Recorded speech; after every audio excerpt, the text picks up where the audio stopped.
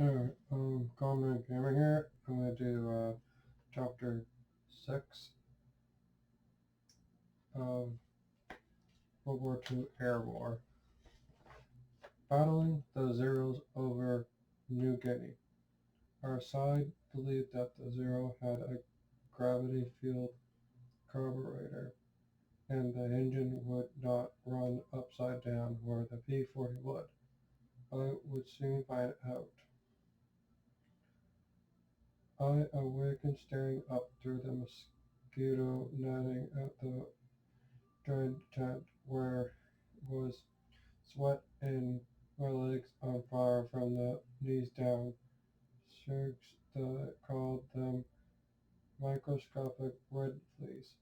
They lived in the jungle grass and burrowed into any living thing. I probably had gotten a new batch during the night. It was the morning of May 14th, 1943, and this was New Guinea. It Pilots were scheduled to fly every other day if they could. Pilots were scheduled to fly every day. It was my day to fly, and they seemed nothing unusual about it.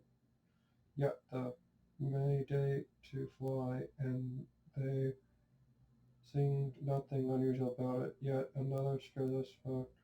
The 4th Group had our squadron, 8th Squadron, 49th Fighter Group had our fighter squadron, 8th 49th Fighter Group had our flight of the north, the Japanese side of the New Guinea Mountains, which had until now served as the impenetrable barrier between opposite forces. The Argos move towards the enemy was called Kenny Gamble because it was the gravestone of our boss, General George C. Kenny. Our job was to stay the location at all costs because they would be most efficient in protecting our ground forces and making hits at the enemy stations. We were less than 2 miles from the center of our major battle zone. From then until bombing a few weeks before, snipers were still a threat, and the squadron had been fermented risks. Settling on course, Lieutenant Lowton, my tent mate, and I had sneaked off to investigate the Proven swamp. The bump out detected but frustration. It was now apparent that our bombs and machine gun fire had been useless against their other improved long fortress. It had necessary to take them out one by one. Somehow the coast had been beyond belief. Our own suffering but had spotted our prowling and urgently since the beginning warfare it had been learned that the winners bury their dead, while the losers rot where they fell. Storm through the swamp was grossly tense that the Japanese had attended lost this battle. Throughout the early morning, the winter horns, as they've been weights troubling their thoughts. Lower was stricken and busted for having belly lashed his airplane the day before. The hydraulic system had failed on his cursed P-40E, or let's sled as we refer to them because of their relatively slowness, weight, and lack of maneuverability. He had landed with the gear up into what had helped hope soft grass to save the plane. Instead, the ground beneath was covered with rocks and broad stumps. He was lucky to walk away from the wreck. I too had disturbing thoughts. A week or so earlier, I had been climbing with the throttle wide open to intercept a coming flight of enemy bombers when my engine seized because of a worn-out oil line. and my propeller motionless. I managed to maneuver from 15,000 feet back to the field and perform a dead stick landing just as bombs struck in the strip in the front of me because of line erupting volcanoes. But it was so that we had luck. The bombs fell wearing undershorts, a nice GI boots, and steel helmets while squatting in 6 inches of slime in the bottom of silt trench, with her knees struggled against her chest and head spotted mosquitoes and cackled off more concerns. The royal had just been awarded the Soldier's Medal, was recovered a District Flying Cross, a number of air medals, but the Soldier's Medal was special. He had been awarded it for dashing into a burning bomber and rescuing half its crew before the bomber exploded. Bomber and he just happened to be on the outside when it did. Lowell turned intercept, laughing with a mid sort of talk unusual now. Seeming for the first time he was worried and showed his voice. We both were worried, but we had never seriously discussed it before. Our planes were just left them were falling apart. There were the same laid shields with when we had started the war, with no spare parts. We were lucky to keep three out for long and the air for a 2 hour patrol if nothing happened during the patrol. And that's when the Japanese radio was going crazy. We had never paid attention to Tokyo Rose daily radio propaganda broadcast. The Japanese claims were always absurd, Rose proving sympathetic, but lately the bouts of the total demise took on air Israeli quiet. One fact was clear to both Llewellyn and me, given the deserted condition of our fighters, just two enemy positions spread out an hour apart would force airplanes into the strain of maximum output and leave our squadron dismayed without shot ever being fired. This had been our best kept secret since the Battle of Bismarck Sea 2 months earlier. Outnumbered and outgunned, we had won the battle by sheer luck and integrity. We must credit due to the unbelievable success of a never before tried technique called skip bombing. The invasion allowed our fighter planes without bomb sight to get close to Japanese ships and skip bomb across the water at them. Lately, our intelligence had been reporting every even heavier air bulldozed by the Japanese, and their rage had become more intense. The Japanese radio heretics, it seemed that they might well have discovered our secret and will intend on finishing off our small force. It was good that Lowell sent still bursted from his crash landing. Had the day of the four Japanese had nasty surprise in store for the duty pilots. Within a half hour of getting up morning, the other duty pilots I were on our way to the landing strip 1.5 miles from the camp.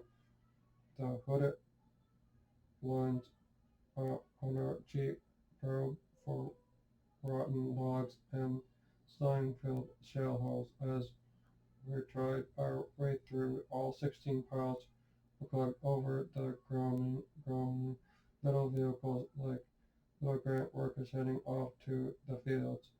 No one spoke, no one joked. 3 out of us had been declared physically unfit to fly, a laughable but useless effort by our flight certain there was no one to take our place. It was a miserable joke that conditions of the plot so well matched that of our planes. It was still pitch black. We were broke out of the jungle into a small clearing. One pin across the clearing, a single light bulb cast a dirty yellow haze through the open flap of a large square tent. The alert shock. We would have any calls to action during our sled. We cut towards the haze as the far end of the strip a half mile away. The low drone of engine could be heard as crew chiefs taxied our flights out of the jungle hideouts and up the strip, which were no wonder that the plane's wingtips like flying moles. The planes snagged back and forth up the narrow strip, guided by flickers from flashlights in the distance. The blue flames from the exhaust looked like pirate lights, a gas oven. The tent was empty except for a few empty boxes and 16 coats suspended across the floor. A central wooden pole supported the peak of the tent, and the unavoidable omogoed brown leather case fitted telephone that would deliver a single call. We pushed into the tent as if we were a parachute drill slug under the leather jackets as well.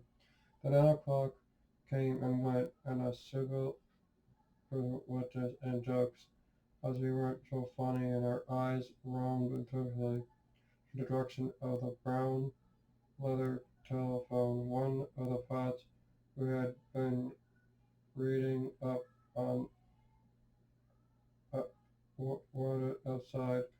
Then the phone were off, and heads were down, our knees crunching by the time the pots screamed out, "Scramble, all fighters!" Although most of us had at one time lettered in athletics forever and fever and athleticism, but now had scrapped our stamina. I was achieving the grasping for breath when I reached the plane 50 yards away. I jumped my foot in the left wing root and swung up into the cockpit with the abut of a cowboy in a bee restaurant. There were taboos even here. No one ever entered a cockpit from the right side or allowed his picture to be taken before a mission. Everyone knew about these taboos. Most were hangovers from World War One, but there were private ones also. The second button on my shirt was open. The six-piece a little girl had me for luck was in my right hand shirt pocket. Anything that had brought you back from the last mission could be a permanent appendage. Sergeant George Law painted almost as hard as I scrambled up on the wing beside me. I could hear crunch coming from all of the ground crew as one scrambled up on the opposite side of the cockpit while others jerked away the wheel clocks and banner movement. I pulled on my helmet, law closed the parachute buckles, my chest, and one of my fingers snapped on my throat mic as I poked my head out the left corner of the windshield and shouted, "Clear!" A voice answered, "Clear."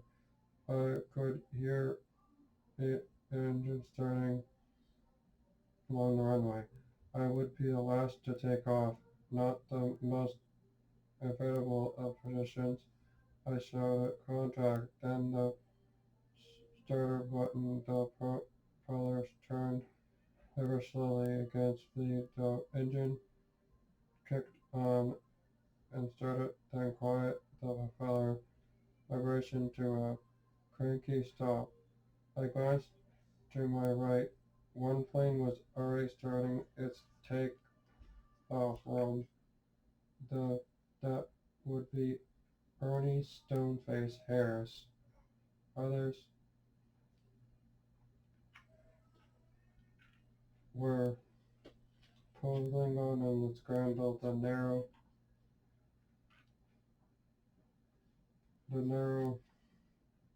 strip jointed nose tail still flickering takeoff of each plane, fighting the prop wash of the preceding ones.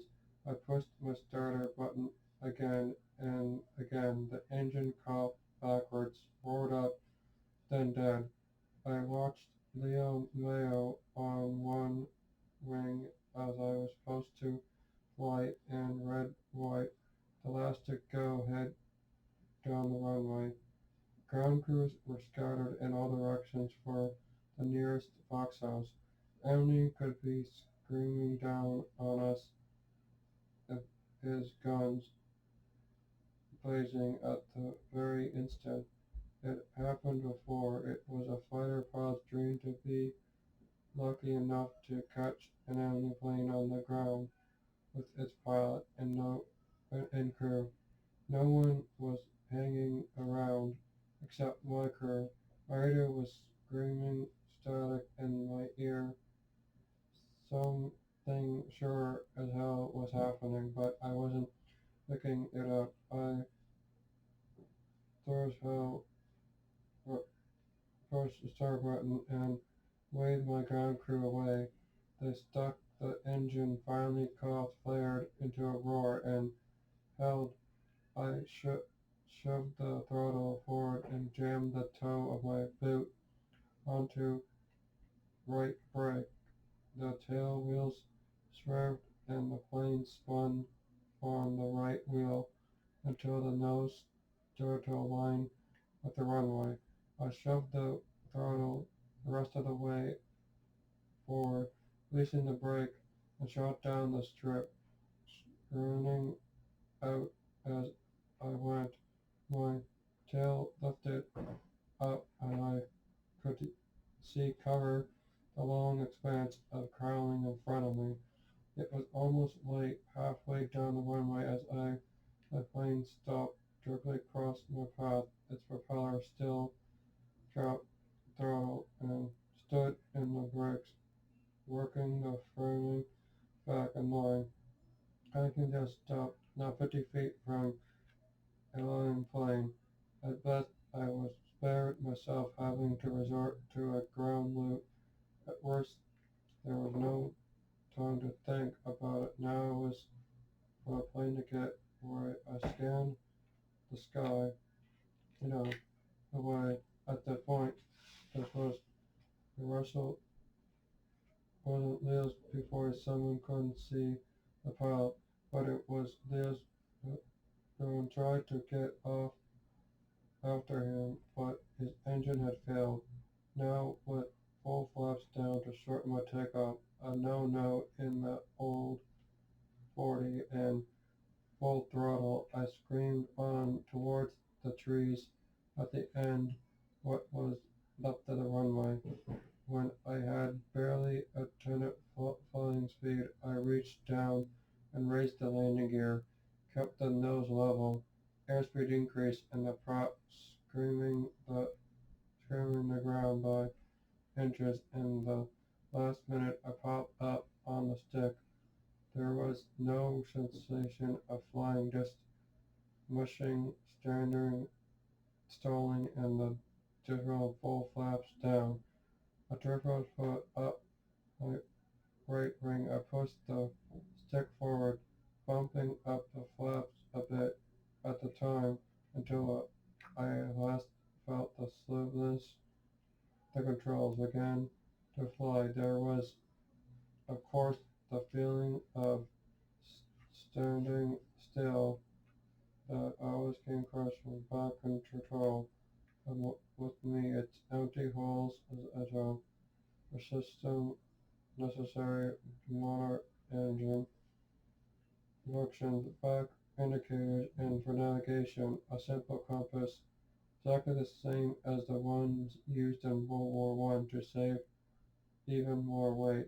Our total ammunition supplies was reduced to at least about 10 seconds, one third less than design. I pointed the nose upward in full nipple pressure and added just the mixture for pressure pitch for maximum rate of climb, but did not get it. Something was wrong. I sensed a defined low kicking sound in the engine. I switched my head in all directions as I banked over the shore line, trying to locate my flight to my left. The sky was polished to ski glaze that fused the horizon in the gray haze past my right shoulder. The white mist, not yet burned away by the sun, lay the great lakes and rivers over an unbroken jungle. My earphones still cracked with static. I pressed my mic button. Red flight. This is Red 4. Do you read? I waited, no answer. I tried again, nothing. Finally I heard flight in control say something about Angels 15, meaning an altitude of 15,000 feet.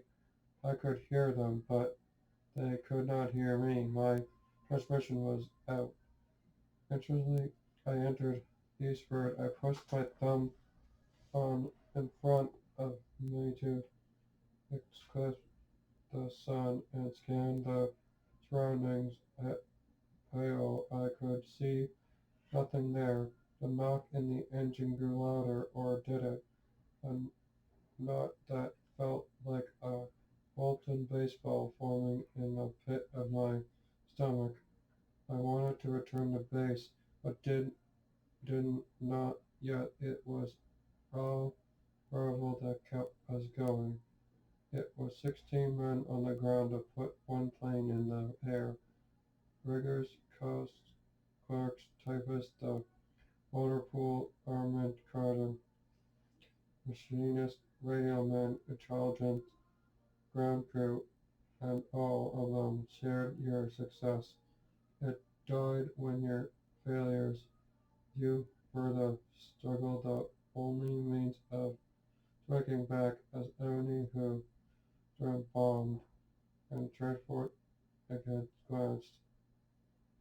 Your own questions, even worthy of a sergeant law to keep these crates in the air. There just not enough baling wire to go around. The engine was running rough, and to be caught by the enemy under 5,000 feet in a lead sled was suicide. I tried to ignore the engine knock and climb towards the sun. It was, took me out to sea. At the last I heard something on the radio that made sense. Fighter control gave a new vector. March 11, Angels 15. I looked down at the postcard-sized map in my lap.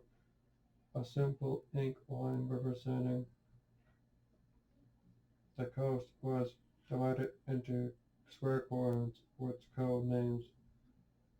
Through the long numbers, the Miracle 11 was most particular. It was southwest near mountains that the last place to expect an attack.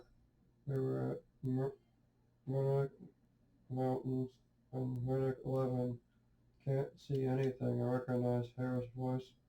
More critic Harris' voice was thought I'm at ages 20. Nothing, nothing. By now I had reached 2,000 feet and stepped on my oxygen mask. I was still climbing towards the sun.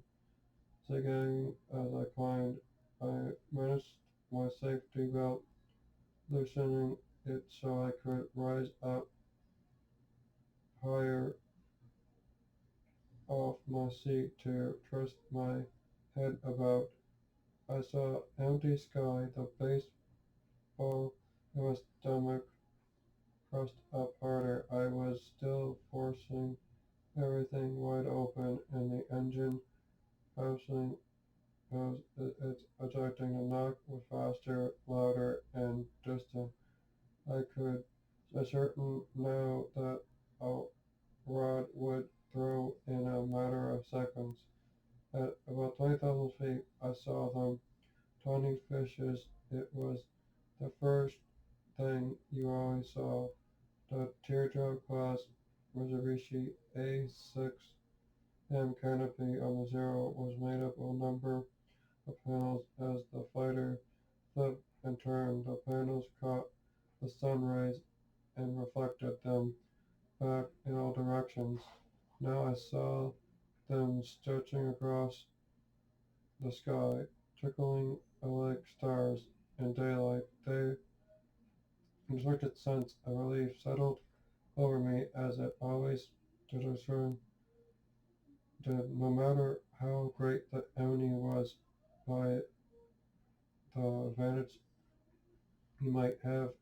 It was a relief when was the last seen. I strained my eyes at the area below the flash with a few seconds, saw a thin black line appear off the margin along the map. The original about 50 south, about bay flying north. Come in, no answer. Do you read anyone? My transmitter was dead. Would be closing fast, and the zeros were over 20,000 feet. It was too late to gain the sun. All I could do was claw for altitude.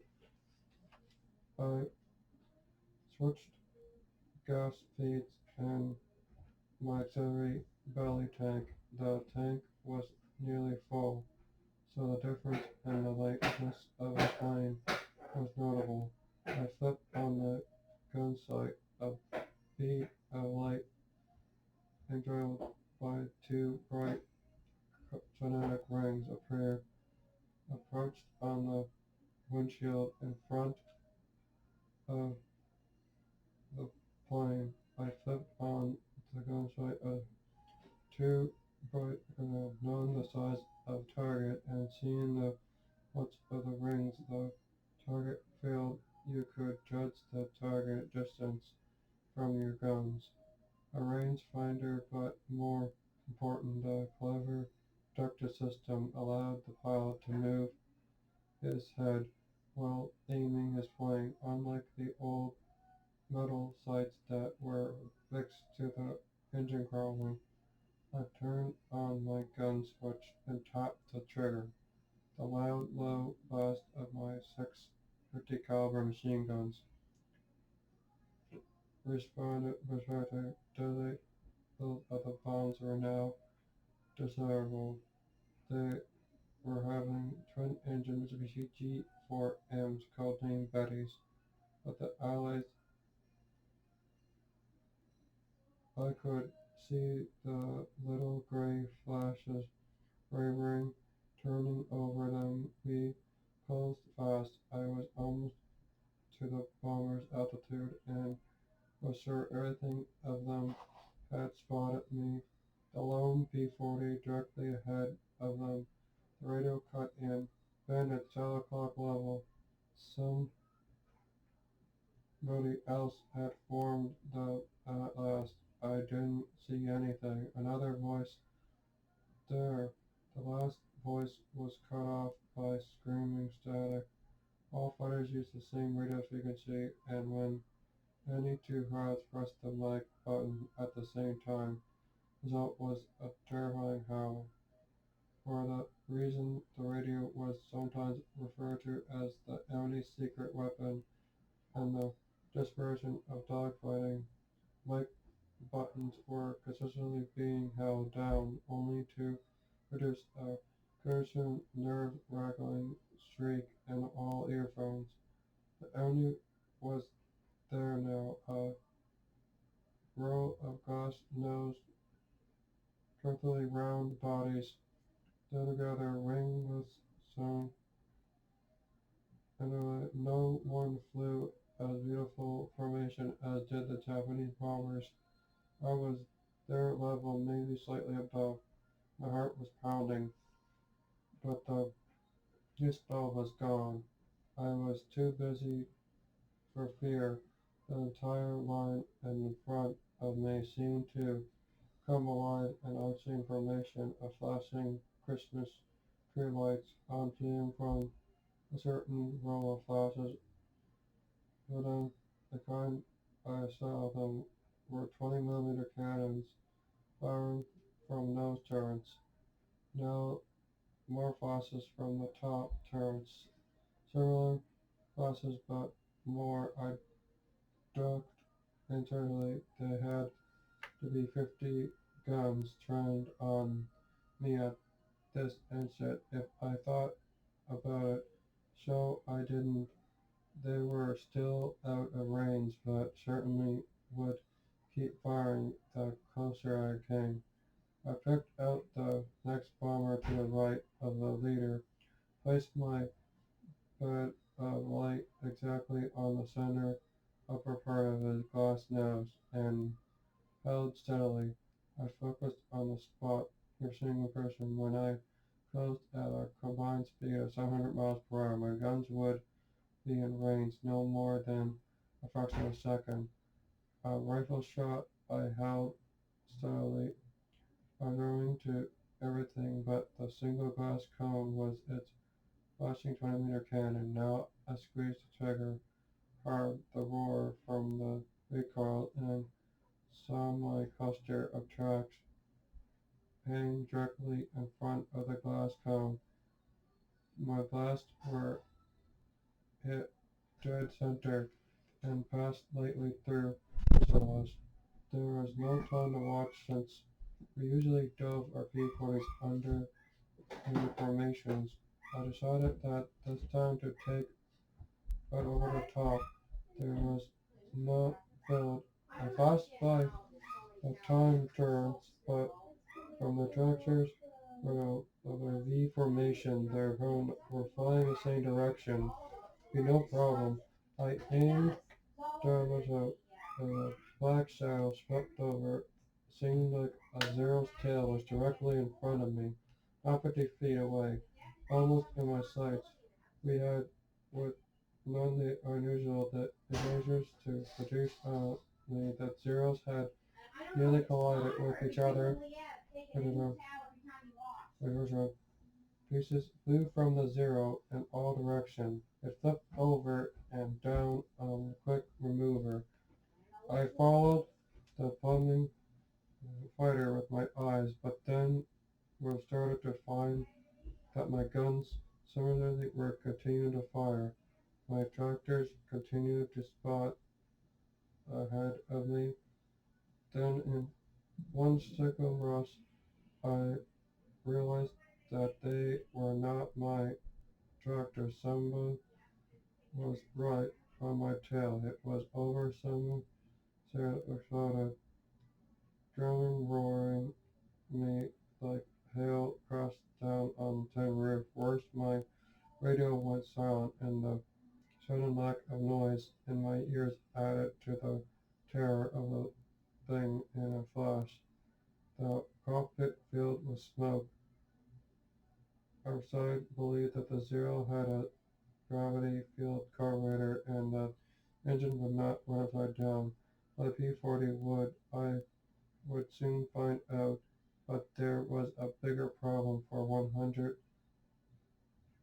millennia, the vertical stabilization of the human body had been desordered to witnessing many times the force of gravity when in a head-up position. Likewise, the running of the aircraft generated distress critically critical to towns. Figuring that at a speed I would travel was to flunk nature itself. I wrote I had no choice. I shoved the stick straight forward to the top. The jungle clogging float boots floated up past my face and thrust against the ceiling of my canopy. My stomach rose like it does when taking the first plunge on a roller coaster. Then my world came completely apart. I had forgotten to restraighten my safety belt. My feet flat the pedals, my head crushed into the canopy, twisting and stretching my neck sideways. I was double my knees against my chest to keep from sliding out from under the now fitting belt. Every fighter pilot knows the situation of blacking out and a high-speed turn or quick pull-up, but my experience learns the exact moment to ease up on the controls, the instant when your neck has turned to rubber, your head wobbles and crushed down between your shoulder blades, and a dark tunnel closes in your eyes as a piercing scent between crushes and your ease up the words like granting. My stomach kept rising, my jaws clamped shut, the flesh on my cheeks pushed upwards, and my neck to tighten and squeeze as surely if I was being hanged by a nose. My head wanted to explode. Instead of a dark tunnel, the top of my windshield began clinging colors from gray to violet to, at least, a sunburst of scarlet. I felt that I was being catapulted helplessly into space. By sheer force of will, I reached the throttle, cut it back, and staying in my space, back the stick until I settled down in the seat. My eyes were on fire, partly from smoke and partly the seat. Partly I was to learn later from burst blood vessels. The plane was in an almost vertical dive, spinning hopelessly. Through the black haze, I managed to out that the needle on my airspeed indicator had swung so far past its critical red line that the wings by now should have splintered off.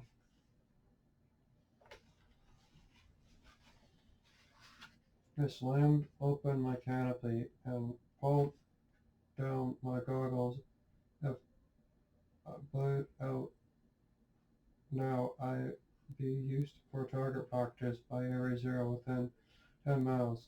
I found the stick over against the roll of the plane with all my strength, but couldn't hold it until I spun the trim tab wheel to its limit. The plane gradually settled into a steep dive. The airspeed slowed back to the red line on the indicator that was screwed last open down. As soon as I saw why briefly familiar students of P-40s were now streaming towards the bombers, I rotated my plane 180 degrees towards the shore. I saw the zero I had shot still plummeting. It would crash well inland. If I could make the shoreline before bailing out, my chances would be much improved for this corner of the Pacific with the center home of the great white shark. Noises and the underwater concussion from exploding bombs that charred fish into stick of blood almost guaranteed a shark frenzy. I leveled my dive as much as possible, but I was already getting low. The heat coming through the fire was posing around my legs. I ripped off my oxygen mask and was immediately struck by the acid odor of burning insulation. Electrical, the drive had elevated down out of the flames, but the smoldering continued. My luck had held, but with a powerful broken fuel line, I was sitting inside of a ticking bomb. As I reached to release the buckle of my seatbelt, something caught my eye. Low to the water at the sea light dancing off the glass canopy, materialized into a swirling flick of tiny gray snub-nosed fighters. And there was something else. One shape was different, dark ahead of them. In a second, I realized the tiny, dark shape was a lone P-40, was hopelessly trapped, cut off, totally turned the wrong way out to sea. The Zeros were swarming like a hungry, screaming hyenas after a wounded antelope. And now I was heading back out to sea, throttle wide open. I had made a right turn. The dive had left me a red line speed, and the fleeing P-40 was not more than 100 feet high, too low for him to get away, but a downhill lunge for me. There was a chance I could catch up if everyone could just hold together, but it wouldn't. The engine howled its defense, and the whole plane began to vibrate. I felt the motion baseball come back into the pit of my gut. It pressed upwards, along upwards you could breathe. Other pods immediately had that same sensation, and other pods suddenly they gave a groan, with a throttle, rivets popping out. I looked down at the empty flat ocean below, except now I couldn't make out spinning whitecaps. The lower I got, the more vomiting the water approached. At half throttle, the shaking reduced back to vibration. The nearest zero was filling half the smaller ring of my gun sight. Still half-mile away, I was now too low to bail out if I wanted to. I scanned the sky behind and above. The bomb formation looked unusually ragged. One of them on fire had dropped several thousand feet out of formation as I watched explode into a ball of flame, a mixture of smoke from Tracer's gunfire and burning plane, spared a hazy black film across the sky, while fighters like gants had devoured. But I couldn't believe the zero directly I had seen me coming.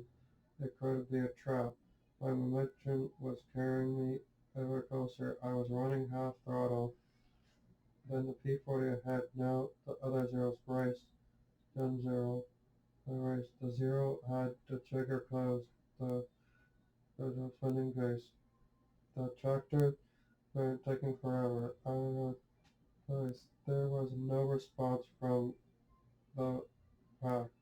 I raised my nose a little when I was choking up, spraying. I was choking butter. It's called crazy rotating the stick, as I found. By now, the Engen Zero borrowed it from me as I pulled up. Other P-40 tilted in the bank. Zeros had to have explosions. Of the lone P-40 Skylar, other Zeros cried by accident. My guns gave one quick blunt and quit. I was out of ammunition. I crawled towards home. It felt like walking on eggs.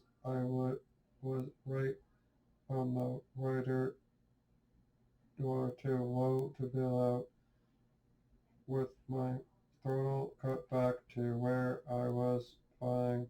The vibrations was worse, and I was holding the stick completely to one side to keep the wings level. Eventually, the Ravis beautiful narrow little jungle strip appeared in front of me. I hurled my plane into the worst landing I have ever made. P-40 had accomplished the single thing for which it was noted. It had brought me home. The rescued P-40 had landed ahead of me and was pulled off one side as I taxied closer. I recognized it from its markings. They belonged to Lieutenant Bob White of our squadron. I brought my plane to a stop right next to it, cut the ignition, unbuckled my parachute, and pulled myself up in the cockpit. As I stood there, I felt a little shiver pass through my body, and I realized that I was soaking wet. My eyes, my head were screaming with pain, and I leaned my forehead against the top of the windshield. Through a red haze, I made out the figure of White trotting over towards me. His face was flushed, his hair still stood up, and from having pulled off his flight helmet, but he was grinning from ear to ear. He wiped two fingers across his forehead and snapped off immediately sweat. Man, he shouted, you have seen what happened to me? For his gallant in action that day, Lieutenant Roosevelt was decorated with the Silver Cross medal ranked next to Shisran Service Cross. Japanese report revealed that one-third of the bombers that parachuted in the raid were lost, with Grinder badly shot up 2 later. The Japanese 523rd Kawasaki Naval Air Group was withdrawn from the combat zone and sent to Saipan due to its heavy losses. Within a few weeks of May 14th, aerial flight of the old P-40 lead sleds were replaced by new faster P-40Ns. Republic P-47 Thunderbolts were introduced in the area of the first time, and additional Lockheed P-8 Lightnings arrived. The Thunderbolts and Lightnings were a superior in performance to the Zero, as the Zero had been to the sleds. Within the Japanese fleet in the air on May 14, 1943, possibly covered with the result death of its planner and spark plug, Admiral Yamato, the spirit of mass naval control of Operation One Flag, and seemed to fade out. Yamato's death was a certain blow to the Japanese people and the military, and removing the driving force behind Operation One, which, however, was to go as planned. The failures on the Battle of the Bismarck Sea on March 2nd to 5th, 1943, and Operation One were the last attempt by Japanese to regain the initiative in the Pacific. That's the ending of chapter 6. I thank the veterans who fought for us to be free. I thank them, and wear a poppy. And if you see a veteran that looks sad, maybe they want a friend, buy them a tea or coffee and just talk to them. Maybe they want to bring up stories. Maybe they're looking for a new friend. This concludes this chapter reading of 11 Days of Remembrance.